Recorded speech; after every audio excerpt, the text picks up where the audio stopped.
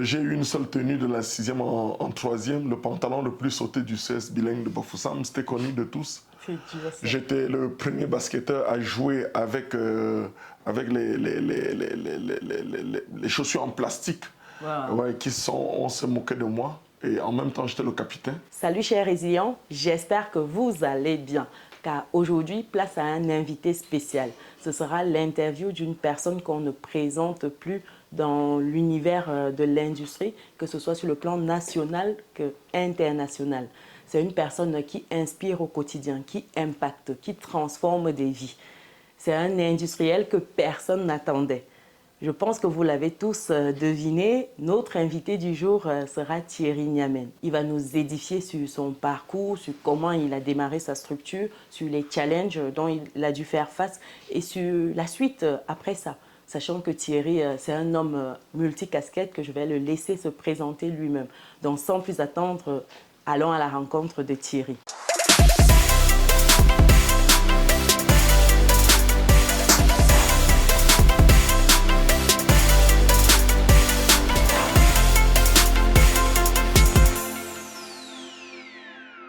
Bonjour Thierry.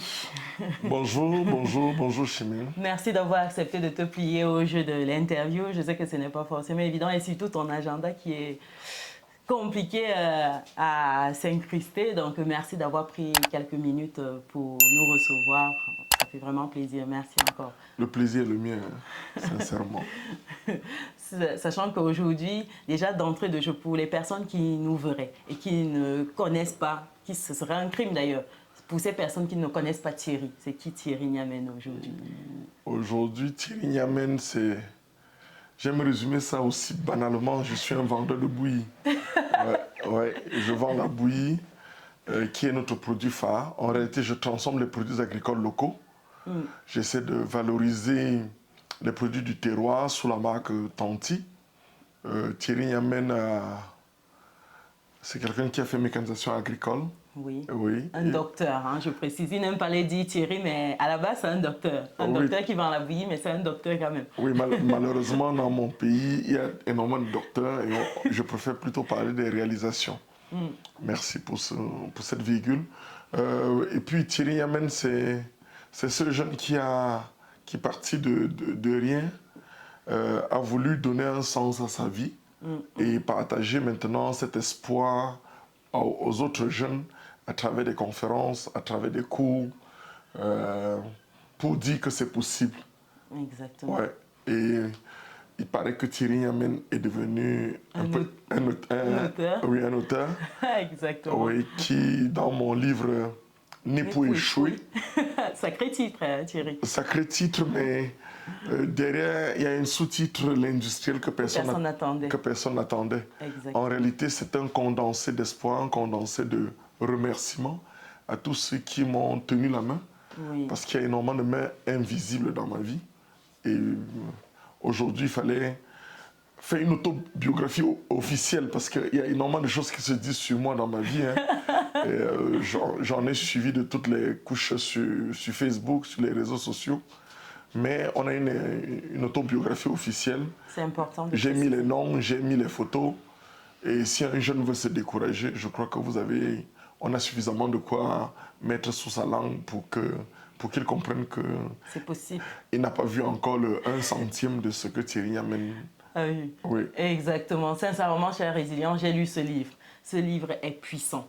C'est-à-dire que Thierry s'ouvre à nous, il raconte son parcours. Si vous pensez que le fait d'être né dans une famille pauvre, c'est une fatalité, ou le fait que vous ne connaissiez pas quelqu'un, vous n'ayez pas des carnets d'adresse, c'est un problème, que vous n'ayez même pas d'argent pour commencer une activité, allez-y lire le livre de Thierry. Sincèrement, vous allez bousculer toutes vos idées reçues et vous allez réaliser que c'est possible. Il vous reformate l'esprit, c'est important. Franchement puissant. Ouais, j'ai essayé. Les retours sont extraordinaires. Énormément de pleurs, d'amis. On ne pleure pas, Thierry. On ne pleure pas, il faut le dire ça. Oui, on ne pleure pas, effectivement. On ne pleure pas. Mais on sent que il y a des gens qui n'ont jamais terminé un livre. La manière avec laquelle c'est écrit, c'est accessible à tout le monde. C'est accessible, mais surtout, c'est énormément de conseils pour que les jeunes ne tombent pas dans le même piège que moi. Exactement. Non, franchement, le livre est puissant. Je l'ai lu, je l'ai relu. J'ai encore lu certaines parties, tellement j'ai trouvé puissant. Et en plus, Thierry, il va donner son parcours là, mais c'est une personne qui revient de la diaspora quand même et qui donne les tips pour vous qui souhaitez retourner ici, vivre en Afrique et comment s'y prendre, parce que j'en parle beaucoup sur la chaîne. Donc, c'est important. Oui, oui, malheureusement ou heureusement, notre diaspora devrait avoir un certain nombre d'outils. Hier, j'étais très focus, il faut rester au pays, mais aujourd'hui, je pense qu'en allant à l'extérieur, on ne perd pas. Mais si on s'en va là-bas pour s'oublier, je crois que c'est une catastrophe. On a des possibilités de retour, on a des possibilités de venir présenter un savoir-faire, un savoir-être connu de l'extérieur. Les marches se font encore plus au Cameroun, en Afrique. Mais si on vient sans réfléchir, on va retourner encore en grande vitesse. Il y a énormément de préalables. J'en ai donné dans le livre. Et le rôle de la famille au niveau de la diaspora, cette famille qui dévore, qui détruit, ces amis qui vous appellent boss, patron, bonjour, il n'y a rien pour nous les pauvres. Donc, il y a suffisamment de matière à se mettre sous la dent. Exactement, exactement. Et ça me permet d'aller sur ma prochaine question.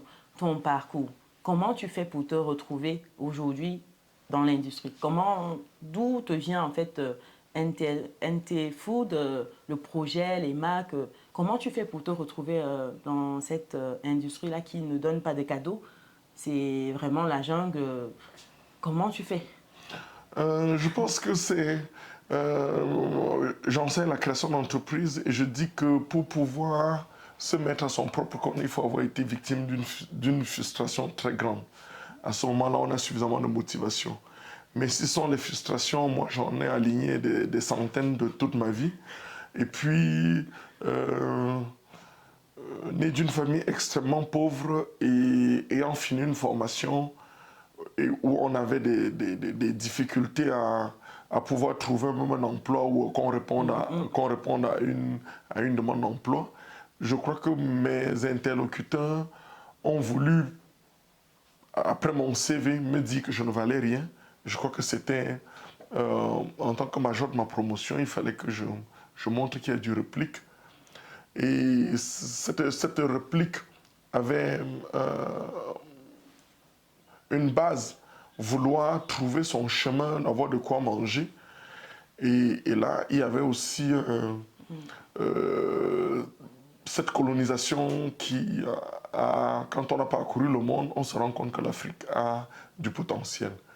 Donc, si vous demandez à maman d'envoyer la pâte d'arachide et elle grille les arachides, arriver au moulin, il y a coupure de courant, ça devient un peu compliqué quand vous avez dépensé énormément d'euros pour vous retrouver à la capitale, Kiev, venant de Kharkov. Donc, je crois que c'est ça, quoi. Et après, est-ce qu'il n'y a pas la pâte d'arachide déjà fabriquée qu'on peut utiliser pour mettre dans une sauce et qu'on vous dise que non, c'est uniquement les Européens qui doivent le faire? Je crois que c'est autant de frustration qui nous donne envie, et je pense que je ne regrette pas de m'être lancé dans cette aventure. Et comme vous avez si bien dit, il faut être bien musclé en Afrique. C'est pas évident. Non, rien n'est évident. Rien n'est évident. Mais pourtant, c'est passionnant. Oui, ouais. Oui, l'Afrique, c'est des boulevards partout. Partout. Oui, des boulevards, mais avant d'avoir le boulevard, il faut préparer à être un bulldozer pour dessoucher les arbres qui jonchent le terrain. Parce que ces arbres sont plantés même juste après avoir dessouché derrière vous. Donc, il faut dessoucher et retourner encore dessoucher. Wow, c'est puissant, c'est puissant. Je ne sais pas si vous réalisez, c'est un parcours de résilient vraiment, parce que quand on replonge dans ton enfance, je ne vais pas spoiler le livre, mais la frustration, elle a commencé très tôt. Hein. Ça part vraiment de très loin, hein, depuis tout petit. Oui, depuis tout petit. C'est parce que j'avais l'impression qu'on me posait toujours ces questions que j'ai mis toutes ces informations dans le livre. Mais si on veut revenir dans cette enfance où J'ai eu une seule tenue de la 6e en 3e, le pantalon le plus sauté du CS bilingue de Bafoussam, c'était connu de tous. J'étais le premier basketteur à jouer avec, avec les chaussures en plastique. Wow. Ouais, on se moquait de moi. Et en même temps, j'étais le capitaine. Et je crois que, paradoxalement, et c'est quand cette chaussure sort de la chaussette et que le stade me eut, que les responsables du CS bilingue décident de m'acheter ma première paire de tennis de la vie, qui était les Palladium. Ça coûtait 4 000 et je n'avais pas ces 4 000. Je crois que quand j'ai porté ces Palladium, je m'envolais dans tout le ciel parce que pour une fois, j'avais une paire de tennis de façon... oui, non, de la manière la plus humiliante possible, mais c'était pour les autres, ce n'était pas pour moi. Moi, je savais que j'avais eu ma paire de tennis et j'étais très heureux. Et puis, c'est aussi énormément un beau-père qui me torture, qui me fracasse le cerveau, la vie, et qui me pousse aujourd'hui. La seule chose que je lui ai donnée comme cadeau, c'était de ne pas le citer dans le livre. Et je ne le citerai nulle part. Et aussi, malheureusement, il est décédé. J'aurais voulu qu'il vive pour voir ce qu'est devenu cet enfant qui mangeait 5 000 francs pendant 3 mois, donc 1 500 par mois, c'est-à-dire 50 francs par jour. Oh. Un demi-pain de 35, le beurre de 10 et le pâté. Ouais. Wow. C'était compliqué. C'est énorme. C'est vraiment une enfance extrêmement difficile aujourd'hui et il le relate dans le livre. Donc, allez-y lire le livre. Vous allez redécouvrir Thierry sous un autre angle et sincèrement, ça va vous donner faim. Ça va vous donner faim. Quand on finit ce livre-là et qu'il n'y a pas un déclic, je pense que le déclic ne se fera plus. Vraiment. Ouais, ce livre peut décongeler les cerveaux. On espère que les gens vont bien se servir. C'est le meilleur cadeau qu'on puisse offrir à un enfant têtu, à quelqu'un qui croit que tout est fini. Voilà. Bon, on essaye. On est fatigué de travailler, mais on essaye. Exactement. Et quand tu dis fatigué de travailler, ça fait combien d'années aujourd'hui que je ne sais pas, 22 ans, c'est depuis mon retour au pays, mais je crois que... ayant vendu les sous-vêtements femmes en Union soviétique, j'ai dû batailler avant mon année doctorale, les 3 dernières années en Union soviétique. J'étais le premier noir à vendre dans un marché russe. C'était pas du cadeau. J'étais plongé à Marseille, j'ai vendu... j'ai fait la maçonnerie à Aubagne, dans la banlieue marseillaise, chez M. Belaïch, à qui je fais un coucou s'il peut voir cette émission. Mais en passant, M. Belaïch, je m'appelais Victor, mais mon vrai nom c'est Thierry, c'était juste les papiers. Thierry révèle les choses terribles.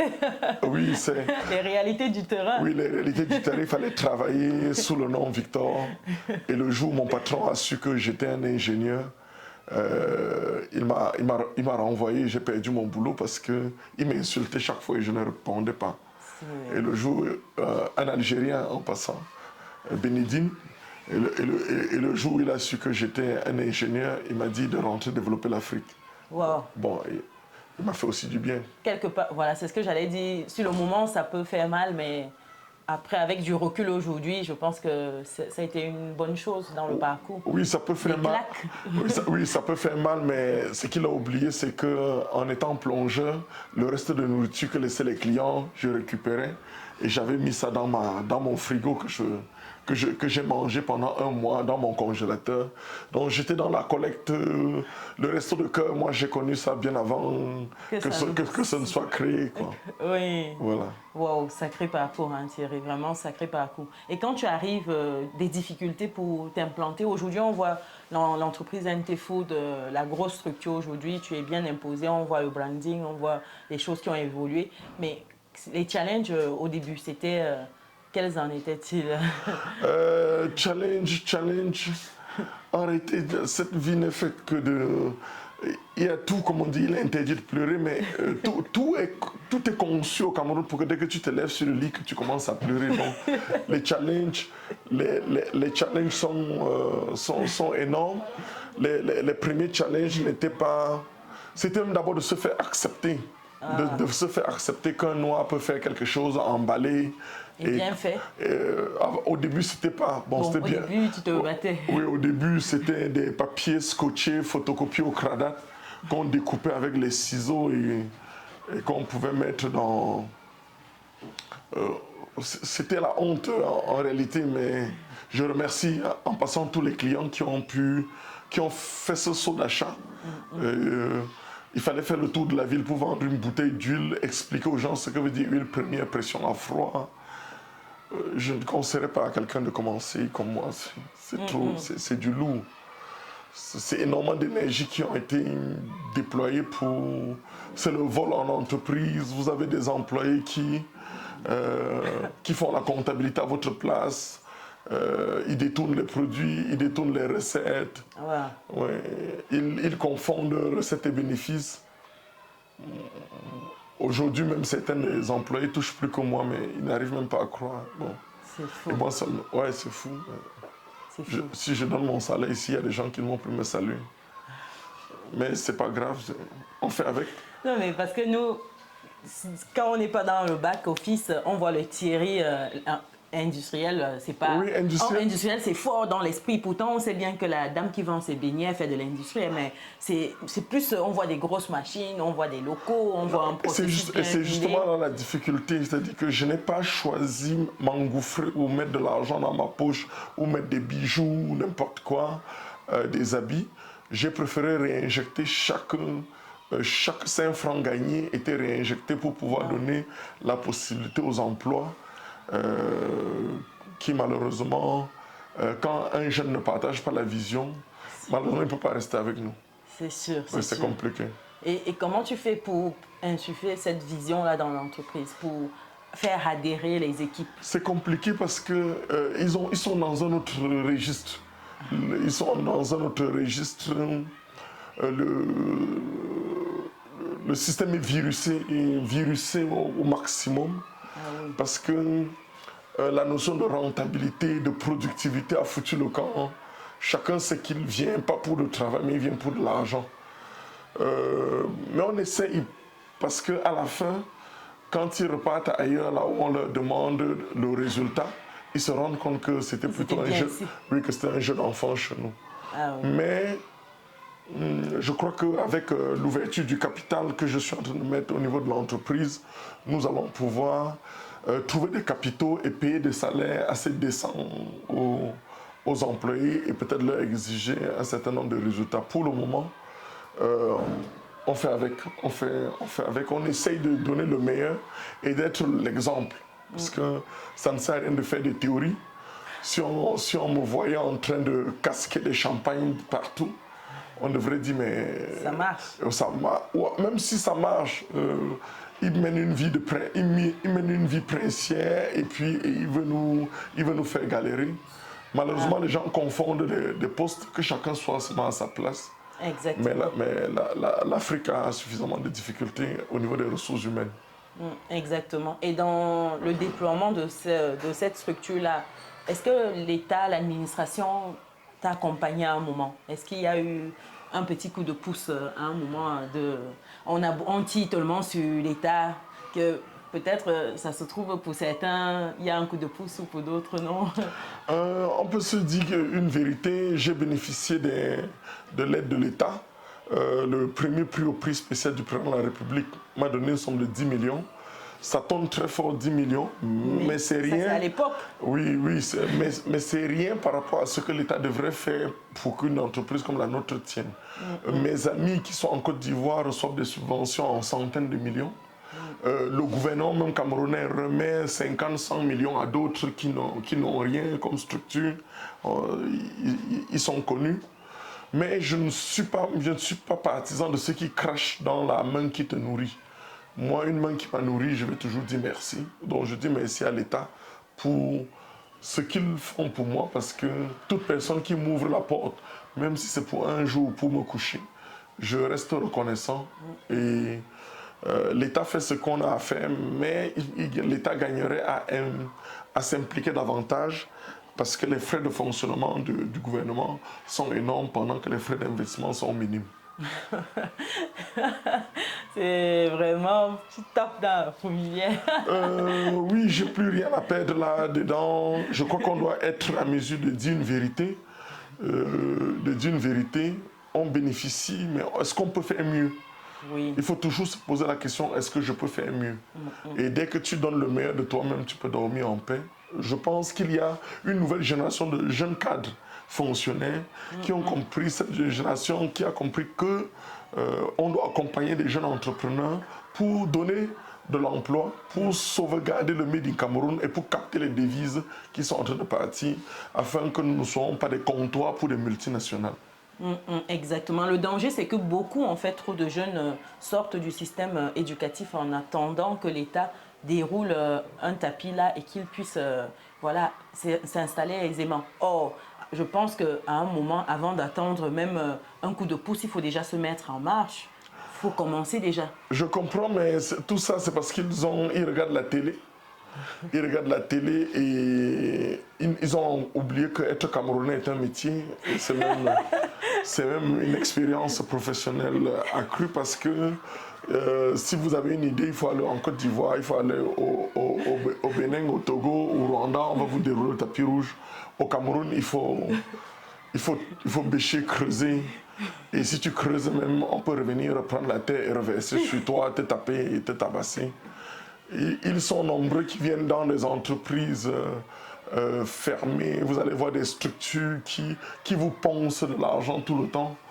Et on se demande à quoi tout ça va servir. Je fais un coucou ici au cadre de la Nord en leur disant, chers frères, chers compatriotes, ce que vous faites là-bas tue l'entrepreneuriat. On doit être aux normes, c'est très vrai. Mais sincèrement, ce qu'on vous demande de payer pour une entreprise pendant 6 mois est au-delà des capacités des entreprises camerounaises. On ne peut pas demander à une petite entreprise de payer 400 000 francs pendant que la même chose, mon concurrent au Nigeria paye 25 000 pour un an, pendant que je paye 400 000 pour 6 mois. Oh, 800 000 en un an. 800 000 en un an. Et sans compter les charges fixes. Non, vraiment, je préfère ne rien dire. On va payer pour payer, mais nous-mêmes, on n'a pas ce montant. Je vous suggère de revenir sur vos décisions et de faire un peu une étude de marché. C'est du lourd. Peut-être les autres n'auront pas la chance de le dire. Peut-être ça va me valoir toutes les récriminations possibles. Mais à un moment, il faudrait que quelqu'un parle pour dire un peu la vérité. Je le parle humblement, avec humilité et respect. Mais surtout, il faut que ça change. Le pays ne peut pas fonctionner comme ça. Voilà pourquoi aujourd'hui, nombreux sont les Camerounais qui investissent en Côte d'Ivoire. Et ce que tu dis, quand tu dis être Camerounais, déjà c'est une compétence. Ça me rappelle ce que Eric Alindo m'a dit lors de l'interview avec vous. Il disait qu'en tant que, si on veut les compétences d'un entrepreneur, la première, déjà être Camerounais, une compétence d'un entrepreneur parce que c'est un métier, c'est un style. Quand tu es déjà Camerounais, c'est que tu es moulé déjà dans quelque chose de lourd.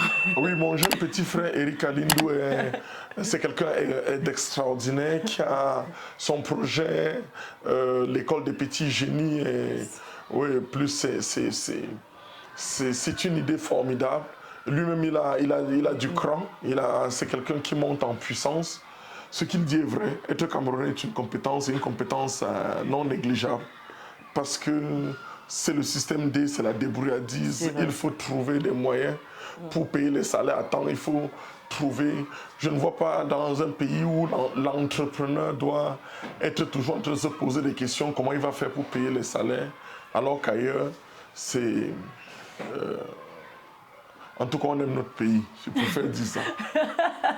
Ça, vraiment, je pense que si tu dévoiles tout ici, ce sera vraiment du lourd. On va garder certaines choses. On aime le pays et quel que soit ce qu'ils vont faire, on va encore aimer le pays. On sera toujours là. Oui, on sera là, oui, pour pouvoir avancer. Exactement. Et aujourd'hui, au-delà de tout cela, tu parviens quand même à tenir le cap.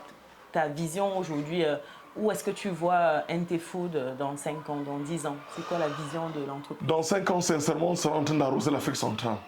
Les partenaires qui sont en train d'arriver, ce ne sera pas pour la blague. Aujourd'hui, NT-Food n'a même pas 30% de ses capacités. Oui. Le seul problème que nous avons, c'est que le cash flow, les clients demandent le produit et le produit, tant qu'il n'est pas disponible, on donne la possibilité aux concurrents. Dès qu'il y a cette liberté de pouvoir libérer... ça, c'est l'Afrique centrale, ça c'est clair. Et dans 10 ans, je suis sûr que nous serons plus sur ce site parce que nous allons nous déporter pour créer au moins, on sera environ à 1500 produits.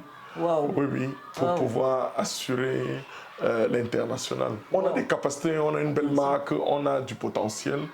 On va trouver les partenaires qu'il faut. Et un homme normal qui a un peu d'argent dans ses caisses n'hésitera pas à investir dans notre entreprise parce qu'il y a un passé, il y a une cohérence. Je suis quelqu'un de très très loyal, je ne m'amuse pas avec mes promesses.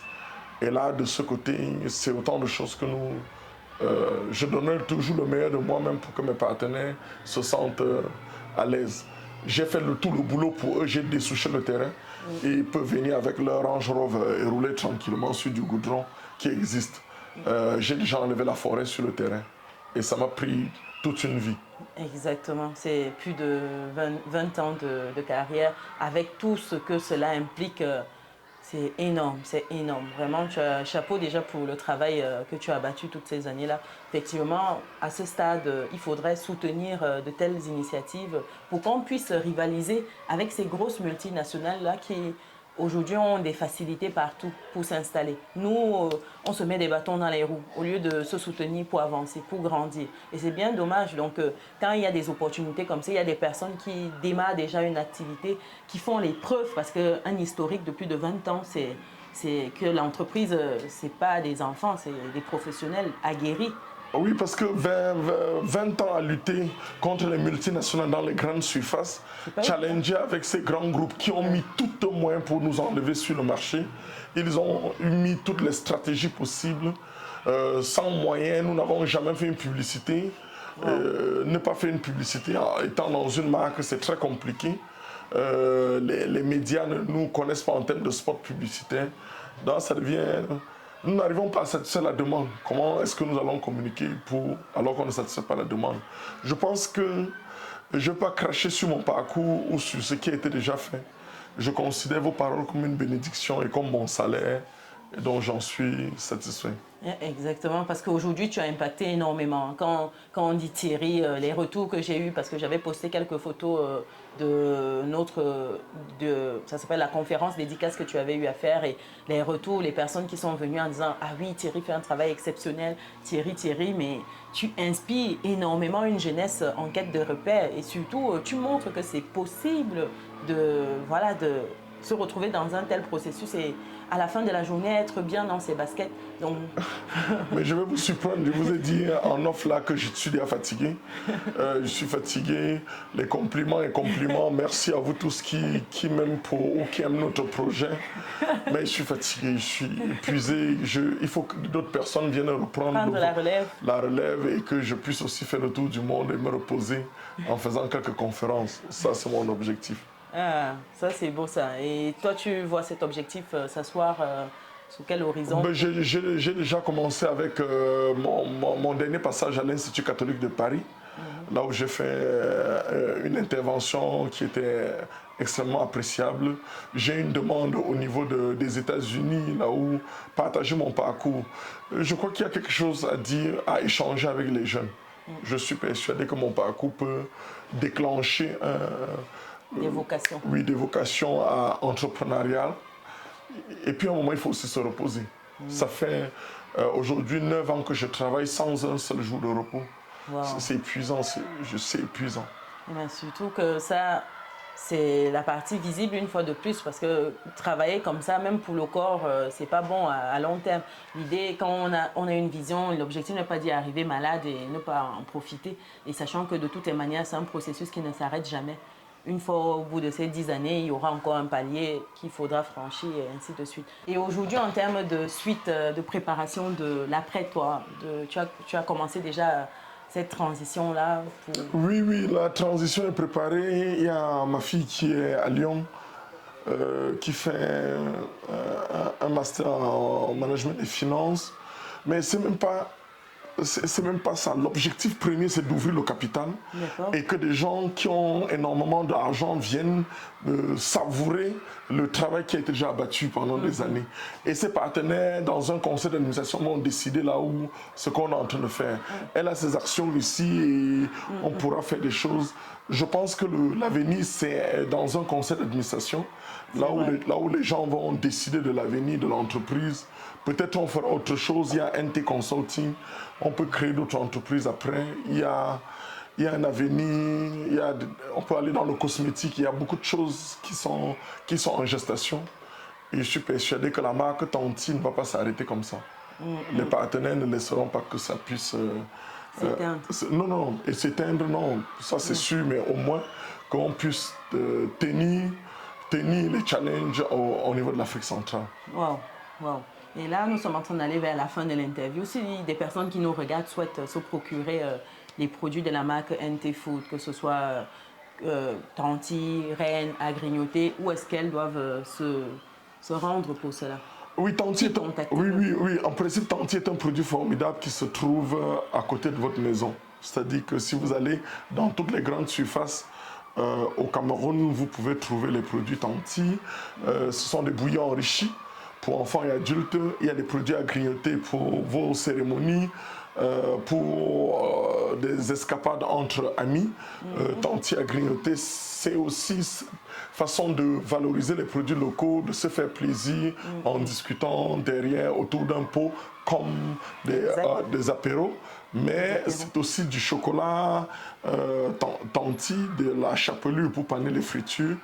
Et bien évidemment, si on veut s'en procurer, c'est dans les grandes surfaces, aussi simplement. Dans les grandes surfaces, magnifique. Et comme j'ai pour coutume sur la chaîne, je laisse le mot de fin à mes invités. Je te laisse dans le mot de fin, Thierry. Qu'est-ce que tu dirais à la communauté sur cette chaîne pour clôturer? Merci de m'avoir écouté. C'est pas facile de parler autant devant des caméras, surtout raconter les moments les plus difficiles, les moments atroces qu'on vit. Je voudrais vous passer un seul message. Gardons espoir. Je suis né pour échouer, mais nous sommes tous nés pour réussir. Et derrière le né pour échouer, il y a plusieurs réussites. Je voudrais que vous sachiez, retenez une seule phrase. Si tu te réveilles sans objectif, retourne te coucher. Merci.